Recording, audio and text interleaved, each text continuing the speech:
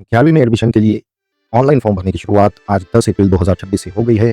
Form भरते वक्त आपको बहुत सारी चीज़ों को समझकर फॉर्म भरना है। इस वीडियो को देखने के बाद आपको वो चीज़ें समझ आ जाएगी और इस फॉर्म को पार्ट 1 और पार्ट 2 में बांटा गया है। आज हम पार्ट 1 किस तरह से भरना है ये देखने वाले हैं।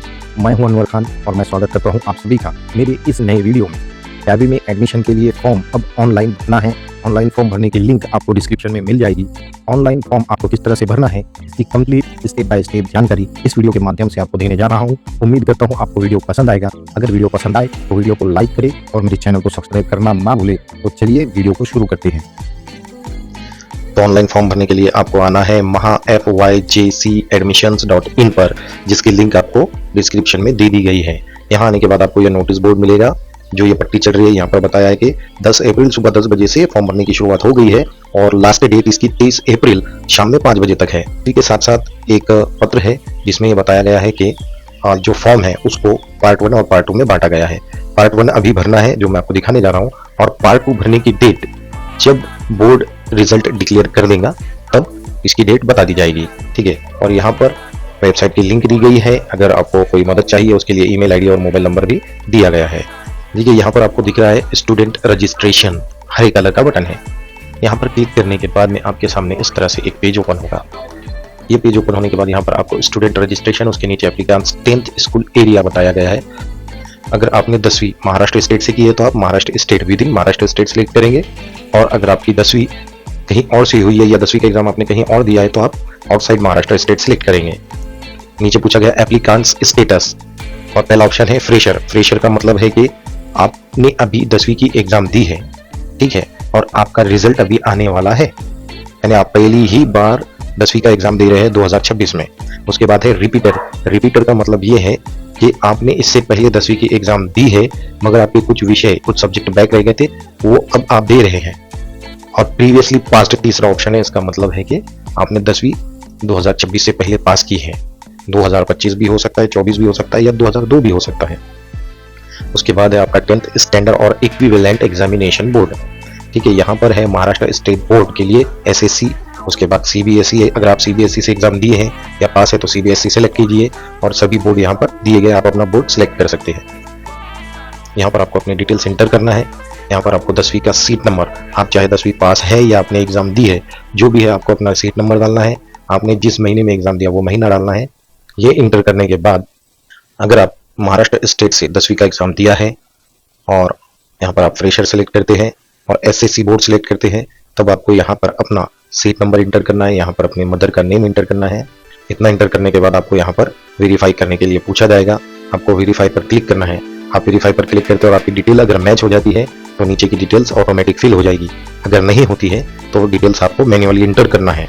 अगर आपका एग्जाम आपने पहले ही आप 10वीं पास आउट हो चुके हैं तब इस केस में भी आपको डिटेल मैन्युअली इंटर करना पड़ सकती है। अगली केस ये हो सकती है कि कोई महाराष्ट्र स्टेट से पहले ही 10वीं पास कर चुका है एसएससी बोर्ड से और अब वो फॉर्म भर रहे हैं, तब उस कंडीशन में आपको यहाँ पर अपना सीट नंबर इंटर करना है, एग्जाम का मंथ इंटर करना है, आपने एग्जाम कौन से ईयर में पास की है वो आपको इंटर करना है। इंटर करने के बाद आपको अपना पूरा नाम जो 10वीं के बोर्ड सर्टिफिकेट पर है उस तरह से डालना है, मार्कशीट या बोर्ड सर्टिफिकेट पर। उसके बाद ईमेल आईडी इंटर करनी है, मोबाइल नंबर इंटर करना है। सिक्योरिटी क्वेश्चन पूछा जाता है। सिक्योरिटी क्वेश्चन इसलिए होता है कि जब आपका अकाउंट क्रिएट हो जाता है और आप यूजर आईडी या पासवर्ड भूल जाते हैं अपना, उसको रिकवर करने के लिए सिक्योरिटी क्वेश्चन और उसका आंसर रहता है।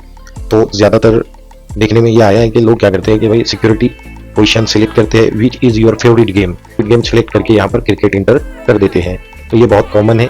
आप जो चाहे इतने क्वेश्चन में से जो क्वेश्चन आपके जहन में रह सकता है वो सिलेक्ट करके उसका आंसर यहाँ इंटर कीजिए, और उसके बाद अपना पासवर्ड यहाँ इंटर कीजिए, कंफर्म पासवर्ड कीजिए, कैप्चा इंटर कीजिए।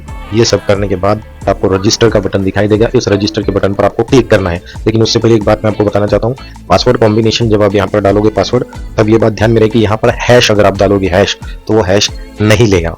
पासवर्ड कॉम्बिनेशन में हैश एक्सेप्ट नहीं होगा। आप @ इंटर कर सकते हैं, जैसे मैं आपको दिखाना चाहूंगा।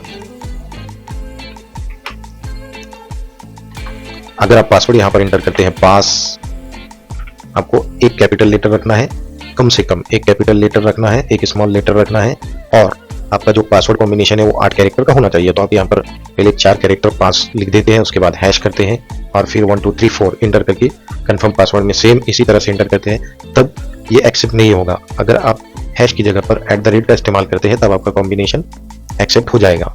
अपना पासवर्ड आपको अपने हिसाब से सेट करने के बाद रजिस्टर पर क्लिक करना है। रजिस्टर पर क्लिक करने के बाद में आपको एक इस तरह से मैसेज स्क्रीन पर डिस्प्ले होगा जिसमें यूजर लॉगिन डिटेल्स रहेगी। यहाँ रहेगा डियर, आपका नाम रहेगा, you have registered successfully your application number और लॉगिन आईडी, यानी आपका एप्लीकेशन नंबर और लॉगिन आईडी यही रहेगा जो यहाँ पर डिस्प्ले होगा। आपको इसको सेव कर लेना है और पासवर्ड भी आपको ध्यान में रखना है। और एक चीज़, PDF यहाँ से डाउनलोड हो जाती है ऑटोमेटिकली, अगर नहीं होती है तो आप डाउनलोड पर क्लिक कर सकते हैं। PDF में इस तरह आपको दिखाया जाएगा, डियर आपका नाम वगैरह रहेगा और लॉगिन आईडी पासवर्ड आपको दे दी जाएगी। तो अब आपके पास आपका लॉगिन आईडी है, आपका पासवर्ड है, आपको क्लिक करना है लॉगिन पर। लॉगिन पर क्लिक करने के बाद यहाँ आपको आपका लॉगिन आईडी मांगा जा रहा है और आपका पासवर्ड मांगा जा रहा है। पासवर्ड आपने जो सेट किया था आपको वही डालना है। लॉगिन आईडी, पासवर्ड और कैप्चा एंटर करने के बाद आपको लॉगिन पर क्लिक करना है। लॉगिन पर क्लिक करने के बाद आप लॉगिन हो जाओगे। लॉगिन होने के बाद आपके सामने कुछ इस तरह का इंटरफेस आपको नजर आएगा साइड का। अब आपको अपने लेफ्ट हैंड की तरफ जो स्क्रीन पर लेफ्ट तरफ दिख रहा है, यहाँ पर दिख रहा है आपको रहेगा एप्लीकेशन फॉर्म पार्ट 1 जो आपको भरना है, और कैप ऑप्शन पार्ट 2 वो 10वीं का रिजल्ट आने के बाद आ जाएगा। कोटा चॉइस ये भी आगे रहेगा। तो आपको एप्लीकेशन फॉर्म पार्ट 1 पर क्लिक करना है। यहाँ पर आपको कुछ ऑप्शंस दिखाई दे रहे हैं जिसमें registration details, personal details, address details, category and reservation details, upload documents और पे एडमिशन प्रोसेसिंग फी, और उसके बाद आपको आपका एप्लीकेशन लॉक करना है। ठीक है, रजिस्ट्रेशन डिटेल तो हमने ऑलरेडी फिल कर दिया। रजिस्ट्रेशन डिटेल पर क्लिक करने के बाद ऑटोमेटिकली फिल रहेगा। तो आपको नीचे स्क्रॉल करना है और नेक्स्ट पर क्लिक करना है। रजिस्ट्रेशन डिटेल्स के बाद आप जब पर्सनल डिटेल्स के पेज पर आते हो, यहाँ पर आपको आपका नाम, आपकी मदर का नाम, आपका gender, date of birth, school का नाम और मिल जाता है। और इसके आगे आपको स्कूल इंडेक्स नंबर और यूडाइस नंबर दोनों ही चीजें देखने को मिलती हैं। अगर आप जिस कॉलेज या जिस स्कूल से आप 10वीं कर रहे हो उसी स्कूल या कॉलेज में आपको 11वीं में एडमिशन लेना है, तब आपको यहाँ पर स्कूल इंडेक्स नंबर या तो यूडाइस नंबर डालना होगा। स्कूल इंडेक्स नंबर और यूडाइस नंबर आपको आपके बोनाफाइड पर या स्कूल लिविंग सर्टिफिकेट पर या स्कूल से मिल सकता है, और ऑनलाइन पोर्टल पर भी आप वो सर्च कर सकते हो। उसके बाद आपको have you pass from government, जिला परिषद और म्यूनिसिपल स्कूल इन महाराष्ट्र। यहाँ पर आपको पूछा जा रहा है कि आप जिला परिषद की स्कूल से या नगर परिषद की स्कूल से पास हुए हैं। अगर यस है तो आप यस कीजिए, मतलब आप गवर्नमेंट स्कूल से पास हुए हैं। तो अगर यस तो यस कीजिए और सेव और नेक्स्ट पर क्लिक कीजिए। सेव एंड नेक्स्ट पर क्लिक करने के बाद आपको यहाँ पर आपका एड्रेस, इसकी डिटेल भरनी है। आपको यहाँ पर एड्रेस भरना है, यहाँ पर आपको आपका पिन कोड, आपको स्टेट सेलेक्ट करना है, आपका डिस्ट्रिक्ट सेलेक्ट करना है और आपका तालुका सेलेक्ट करने के बाद आपका विलेज या आपका शहर जो भी है वो सिलेक्ट करना है। और यहाँ पर आपको आपकी गली, आपका मोहल्ला, आपका घर नंबर जो भी होगा वो एंटर करना है। इसके बाद आप जब नीचे आओगे तो यहाँ पर आपको मोबाइल नंबर पूछा जाएगा, मोबाइल नंबर 1, 2 यानी प्राइमरी और सेकेंडरी। उसके बाद आपकी email ID, primary mobile number तो ऑलरेडी इंटर फिल रहेगा, ईमेल आईडी भी ऑलरेडी फिल रहेगी। आपको अगर सेकेंडरी नंबर देना है तब आप यहाँ पर एंटर कर सकते हो। फिर आपको सेव और नेक्स्ट पर क्लिक करना है। सेव और नेक्स्ट पर क्लिक करने के बाद आपको ऊपर दिखाया जाएगा एप्लीकेंट एड्रेस डिटेल्स शो। ठीक है, फिर आप आओगे नीचे, यहाँ पर आपको पूछा जाएगा कॉन्स्टिट्यूशनल कैटेगरी डिटेल्स, यानी यहाँ पर आपको आपकी कास्ट के बारे में पूछा जा रहा है। अगर आप जनरल यानी ओपन में हो तो आप ओपन सेलेक्ट कीजिए, SC है तो SC सेलेक्ट कीजिए, ST, BG, A, B, C, D, other backward class, SBC, SE, BC या EWS जो भी आपकी कैटेगरी आपको सिलेक्ट करना है। उसके सिलेक्ट करने के बाद आपको पूछा जाएगा do you have eligibility certificate for EWS issued by competent authority, क्योंकि यहाँ पर EWS सिलेक्ट किया हुआ है इसलिए पूछ रहा है कि आपके पास कॉम्पिटेंट अथॉरिटी ने दिया हुआ EWS सर्टिफिकेट अवेलेबल है या नहीं। अगर है तो यस कीजिए, नहीं है तो नो कीजिए। अगर आप यहाँ पर OBC सिलेक्ट करते हैं तब आपको यहाँ पर पूछा जाएगा do you have caste certificate issued bye competent authority. अगर है तो आपको यहाँ पर सर्टिफिकेट इशूइंग स्टेट पूछेगा। इशूइंग स्टेट के बाद आपको डिस्ट्रिक्ट पूछेगा। डिस्ट्रिक्ट के बाद में आपको यहाँ पर एडमिशन कौन से कोटा में लेना है, ओपन कैटेगरी में लेना है या आपकी जो भी कास्ट कैटेगरी है उसके अंडर आप एडमिशन चाहते हैं वो पूछा जा रहा है, आपको एंटर करना है। उसके बाद नीचे अदर स्पेशल रिजर्वेशन डिटेल्स के बारे में पूछा जा रहा है। इसमें ABCD करके कुछ सवाल दिए गए, उनके जवाब आपको देना है। पहला क्वेश्चन है डज कैंडिडेट या does applicant belongs to handicap यानी दिव्यांग हियरिंग डिसेबिलिटी कैटेगरी। ठीक है, क्या कैंडिडेट फिजिकल हैंडीकैप है? अगर है तो यस कीजिए। यस अगर आप करोगे तो certificate issued by civil surgeon और dean of any government hospital showing at least 40% disability must be produced. तो ये कहा जा रहा है कि आपको कम से कम 40% का हैंडीकैप सर्टिफिकेट प्रोड्यूस करना पड़ेगा। उसके बाद नीचे बी में है does applicant belong to earthquake और प्रोजेक्ट अफेक्टेड। क्या एप्लीकेंट जो है भूकंपग्रस्त या प्रकल्पग्रस्त कैटेगरी में आता है? अगर यस है तो यस कीजिए। आपको सर्टिफिकेट अटैच करना पड़ेगा, नहीं है तो नहीं कीजिए। जो क्वेश्चन नंबर सी है ये पूछ रहा है कि एप्लीकेंट यानी जिस बच्चे को 11वीं में एडमिशन लेना है उनके पेरेंट्स वालिदैन का ट्रांसफ़र हुआ है क्या। यानी अगर सपोज कीजिए कि किसी के पेरेंट्स गवर्नमेंट सर्वेंट है और वो पहले पूना में सर्विस को थे और उनका ट्रांसफ़र हो गया, अब वो चले गए हैं अमरावती, तो इस तरह से हुआ है क्या। अगर आप यस करोगे तो यहाँ आपको बोलेगा कि original certificate showing transfer of the employ on or after 1 October of the last year and joining letter need to be submitted while taking admission. अगर किसी के पेरेंट अक्टूबर या उसके बाद पिछले साल में, पिछला साल यानी 2025, क्योंकि अब 2026 में एडमिशन ले रहे हैं तो ये पूछ रहा है लास्ट ईयर, तो लास्ट ईयर 2025 रहेगा, तो लास्ट ईयर के 1 अक्टूबर या उसके बाद का ज्वाइनिंग लेटर और ट्रांसफर सर्टिफिकेट आपको एडमिशन के टाइम पे देना होगा। और अगर आप यहाँ पर यस करते हो तो उसकी कैटेगरी होती है उसके अंदर whether applicants grand parents freedom fighters. क्या एप्लीकेंट के ग्रैंड पेरेंट्स स्वतंत्र सेनानी थे, अगर थे तो यस कीजिए, नहीं है तो नो कीजिए। Does applicant's parents belong to defence serviceman ex serviceman. क्या एप्लीकेंट के पेरेंट्स जो है वो आर्मी नेवी में उस वहाँ सर्विस करते हैं या नहीं, यस है तो यस कीजिए, नो है तो नो कीजिए। Does applicant belongs to sports category, level of participation देना होगा जो इंटरनेशनल या नेशनल लेवल का होना चाहिए, कम से कम ब्रॉन्ज गोल्ड सिल्वर इस तरह का मेडल आपने जीता हुआ होना चाहिए। ठीक है, आप अपने हिसाब से सिलेक्ट करना। उसके बाद नेक्स्ट है if you are falling under category of orphan as per the provision of GR dated 2nd April 2018 would you like to apply for 1% quota in the admission process। अगर कोई अनाथ है और अनाथ भी किस तरह का, जो GR 2 अप्रैल 2018 उसके अंदर जिस तरह का अनाथ बताया गया उस तरह के अगर अनाथ है तो आपको 1% कोटा के लिए अप्लाई करना है या नहीं है।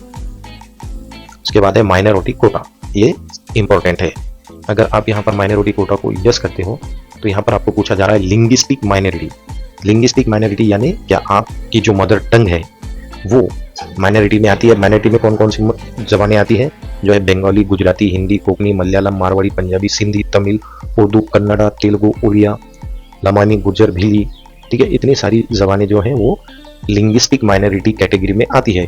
अगर कोई कैंडिडेट है जो जिनकी मदर टंग उर्दू है वो यहाँ पे उर्दू सिलेक्ट करे तो माइनॉरिटी का एक अलग से कोटा होता है और एक होता है रिलीजियस माइनॉरिटी, धर्म के आधार पर अल्पसंख्याक।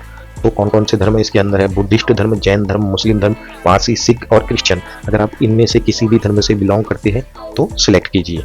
ठीक है, अब ये सिलेक्ट करने के बाद आपको यहाँ पे दिया है note for this reservation the student should select either one or both of the above options as per their minority type.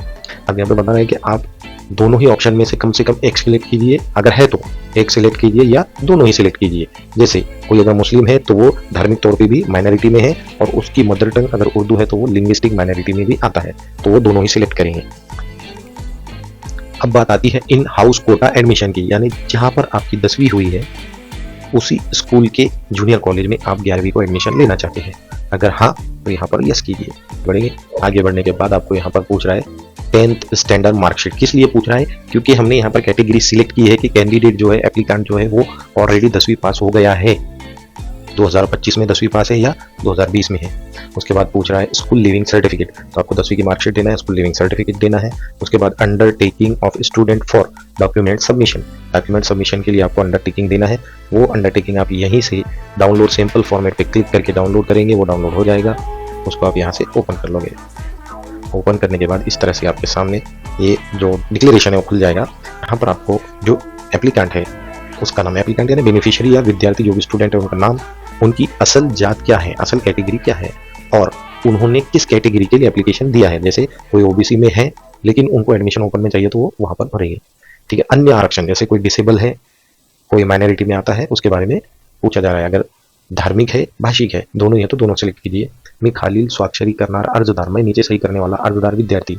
आपको यहाँ पर आपके शहर का नाम डालना है और ये आगे जो बात बताई है, या ऑनलाईन प्रवेश क्षेत्रामध्ये इत्या 11वी मध्ये प्रवेश घेण्यासाठी ऑनलाईन अर्ज केलेला आहे। मला आरक्षणाचा लाभ मिळावा म्हणून माझ्याकडे उपलब्ध असलेली सर्व कागदपत्रे मी सादर अपलोड केलेली आहेत आणि उर्वरित आवश्यक प्रमाणपत्रे मूळ प्रतीसह प्रवेशाची वेळी सादर करीन। माझे कागदपत्रे सादर अपलोड बाबत स्थिति खालील प्रमाणे है, यानी मेरे पास जितने डॉक्यूमेंट थे मैंने अपलोड कर दिए, बाकी के डॉक्यूमेंट मैं एडमिशन के टाइम पे सबमिट करूंगा। यहाँ पर क्या करना है, अगर आपके पास 10वीचा शाळा सोडल्याचा दाखला, 10वीं की अगर टीसी है, 10वीं का स्कूल लिविंग सर्टिफिकेट अगर आपके पास है और आपने अपलोड किया है तो यहाँ पर आपको टिक मार्क करना है। अन्य आरक्षण बाबत प्रमाण पत्र, स्वयं घोषणा पत्र, अल्पसंख्यक, माइनॉरिटी सेल्फ डिक्लेरेशन आपको यही मिल जाएगा। इसी साइट पर आपको आना है। इस साइट पर आने के बाद यहाँ पर डाउनलोड, इस ऑप्शन पर क्लिक करना है। डाउनलोड वाले ऑप्शन पर क्लिक करने के बाद यहाँ देखिए आपको student self declaration for minority quota, इस पर क्लिक करना है। इस पर क्लिक करने के बाद इस तरह का जो पीडीएफ आपके सामने ओपन हो गया, इसको डाउनलोड कर लीजिए, या अगर आपके पास प्रिंटर है तो सीधे प्रिंट करके आप उसको फिल करके अपलोड कीजिए। अगर आपके पास प्रिंटर नहीं है तो डाउनलोड करके बाहर से प्रिंट कीजिए, प्रिंट करने के बाद फिल कीजिए और फिल करने के बाद अपलोड कीजिए। यहाँ क्लिक करके आपको ब्राउज पे क्लिक करना है। ब्राउज पे क्लिक करने के बाद आपको आपका डॉक्यूमेंट सेलेक्ट करके अपलोड पर क्लिक करना है। अपलोड पर क्लिक करने के बाद अब डॉक्यूमेंट अपलोडेड सक्सेसफुली का ऑप्शन आएगा। उसके बाद फॉर्मेट आपको अलग अलग तरह के अपलोड करने हैं। फॉर्मेट अपलोड करने के लिए ब्राउज पे क्लिक कीजिए, जहां आपका फॉर्मेट रखा हुआ है उसको सिलेक्ट कीजिए और अपलोड बटन पे क्लिक कीजिए। मैं अपलोड हो गया, सेव एंड नेक्स्ट पे क्लिक कीजिए। सेव एंड नेक्स्ट पे क्लिक करने के बाद में आपको यहाँ पर आपकी डिटेल दिखाई जाएगी। फिर आप पे कर दीजिए। पे करने के लिए आप प्रोसीड टू पे एडमिशन फी, इस पर क्लिक करोगे। इस पर क्लिक करने के बाद में आपको कुछ डिटेल, ट्रांजैक्शन डिटेल से दिखाएगा और आपको पे पर क्लिक करना है। पे पर क्लिक करने के बाद आप पेमेंट गेटवे के ऑप्शन पर चले जाओगे। तो पेमेंट गेटवे की तरफ जब आप जाओगे, यहाँ पर आपको क्यूआर कोड दिखाई देगा। क्यूआर कोड अगर आप फोन पे, गूगल पे, जिस भी यूपीआई ऐप से आप पेमेंट करना चाहते हो, इस क्यूआर कोड को स्कैन कीजिए, पेमेंट कर दीजिए। पेमेंट सक्सेसफुल होने के बाद आप फिर से एप्लीकेशन की तरफ चले जाओगे वहां और यहाँ पर आपका पार्ट 1 कंप्लीट हो जाता है। तो ये थी जानकारी दोस्तों कि आपको 11वीं एडमिशन के लिए एप्लीकेशन फॉर्म किस तरह से फिल करना है। अगर आपको ये जानकारी पसंद आई है तो चैनल को लाइक कीजिए और सब्सक्राइब कीजिए। Thank you.